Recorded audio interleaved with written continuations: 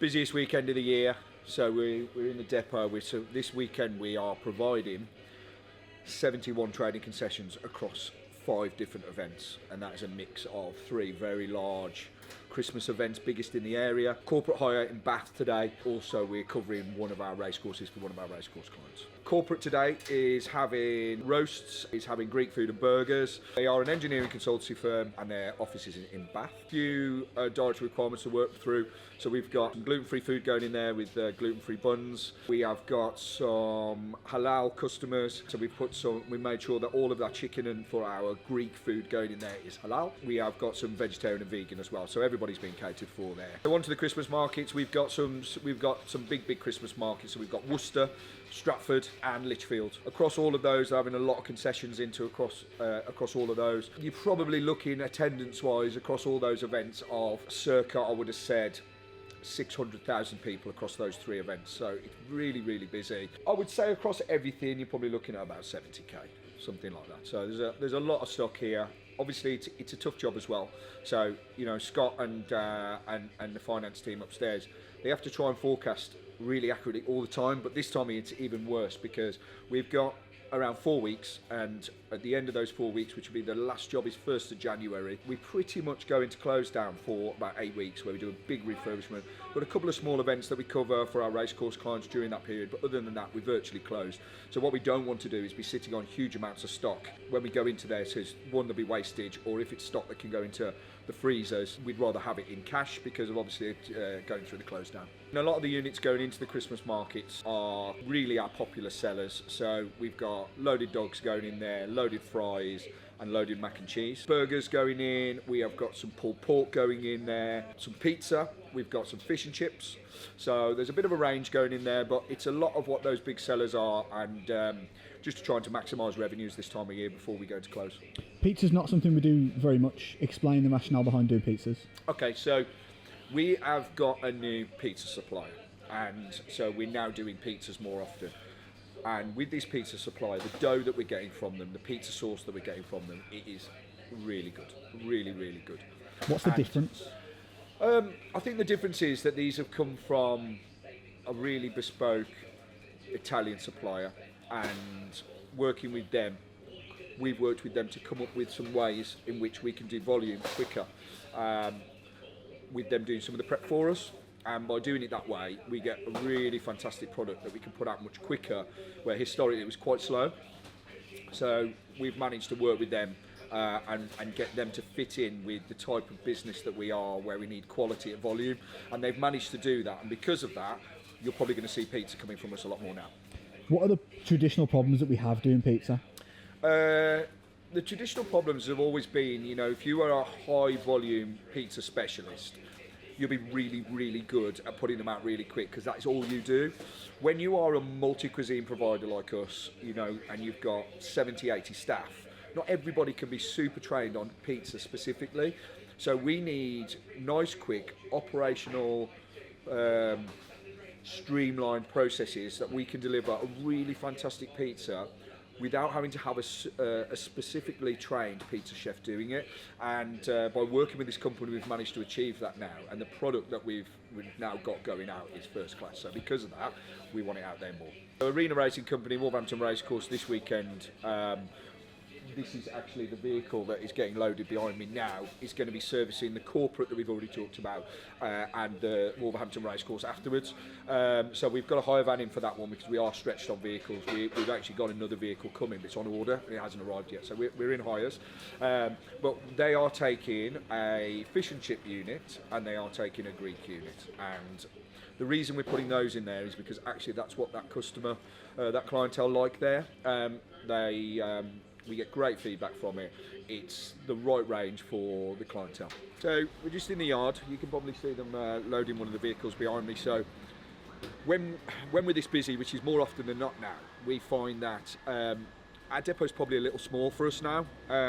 But we've been here for 10 years. It's a great depot. It's got all our cold rooms in it. It's got our training room, our office room, and we kind of everything in one place. It's also West Midlands based, and because of that, it's very central to the UK, which we are supplying nationally from one end of the country to the other. So to be centrally located and be able to go that way works really well for us. But because of the size of it and because of the growth that we've had, we're now in a situation where we have to work very specifically with our suppliers to be able stock to come in almost event by event.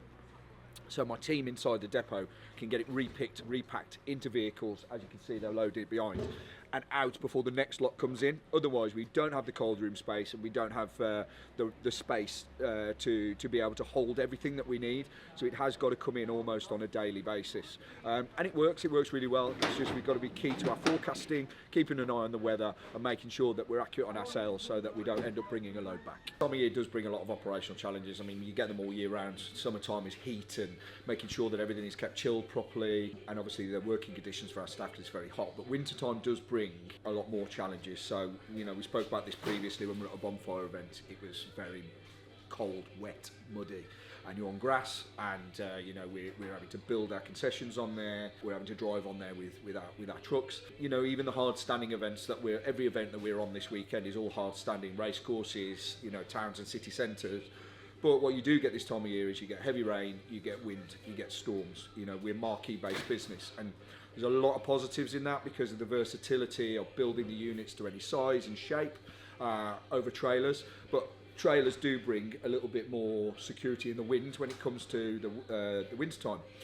But fortunately, we're very used to it, and we're able to operate in extremely high winds, but it does bring more challenges. This weekend, obviously, is a little bit iffy, as it often tends to be, kind of November, December time. Like I say, it's been belting down today. All our guys are out there making sure everything is ballasted down, everything is safe, and then my team upstairs tend to look at the weather forecast, and then they have to financially forecast to suit that, to make sure they've got the right staffing in there. But also my operational teams on site are really good. So, you know, if we've got too many people on site, you know, people will be put on short shifts or sent back home. But it happens rarely. Most of the time, we're able to trade through the rain because of the strength in Christmas time trade. And what are some of the precautions you take to protect yourself from the conditions? The biggest risk is working in marquees in the winter time because of the wind. So we've got a lot of weights, we've got water weights, we ratchet strap to anything that's available to us in the location we're at. Sometimes they might be rings in the floor, top of furniture if you've got permission to do so, fences. And we just make sure we're ballasted down. Quite often on some of our big clients as well, they'll have very heavy blocks that they move around they'll move around on pallet trucks. So some of those, like half a ton concrete blocks with rings in them, we'll ballast to those. And it's very common for marquee-based businesses to have to operate like this. All of our marquees, when they're put together, they have to have gutters put in between them, which is special gutter that fits to the actual canvas of the marquee to make sure that there's no leaks inside for hygiene or safety because of deep fat fryers and so on and so forth. It's worth talking about how we get to the point of actually serving a meal to a customer. And any weekend, the planning is really detailed with us. But this particular weekend, biggest of the year, you know, we have all the forecasting done by Sky in the office, all the rostering done by Gemma in the office.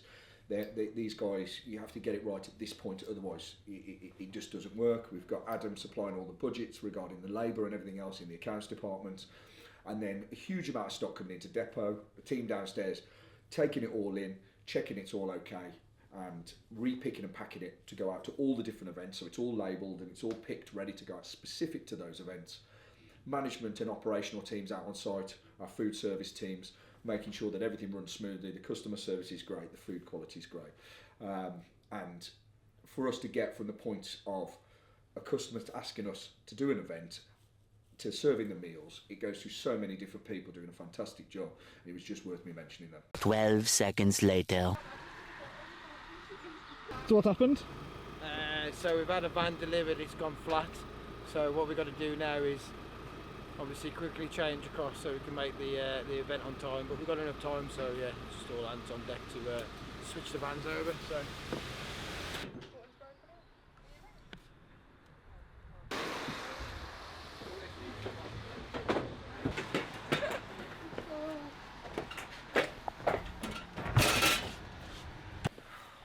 All done, ready to rock and roll. I don't know, how long's that taken? What time is it now? Time, 1:30. Half an hour. Nice work. Sorted? Nice work. Sorted, all sorted. Although I can't find any truck keys. The nightmare continues. So you've probably just seen we've already it's an issue, and it's our first trading day. So Lichfield's running, Worcester's running. Those are all in. They got pre-built. We're just off to the corporate, and they've got a puncture. So it's a rental. And there's no spare in it. Fortunately, Scott is very good at planning, and what he's done is he's had another van as a spare, and that really is to make sure that none of our vehicles are transporting anything that's overweight. So we've got a backup vehicle to take any additional stock or equipment if we're a bit overweight, and also a floating van in case of disasters on a weekend where we can't afford to have any. So fortunately, the guys are now gone. They just left a few minutes ago. I'm now down to come and get the van back and just arrange for someone to come and sort this tyre. And we'll have that back on the road, and when we need it by tomorrow, it'll be back rolling again. But these are just the type of problems you have, especially when you're a logistics-based mobile supplier like we are. But fortunately, it's not something that we're not used to after 20 years of it.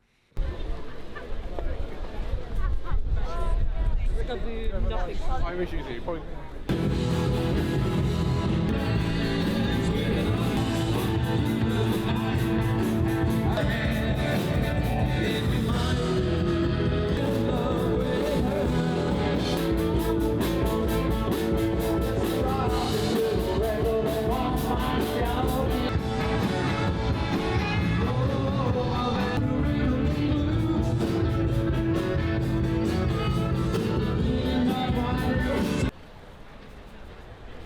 Cheers, buddy.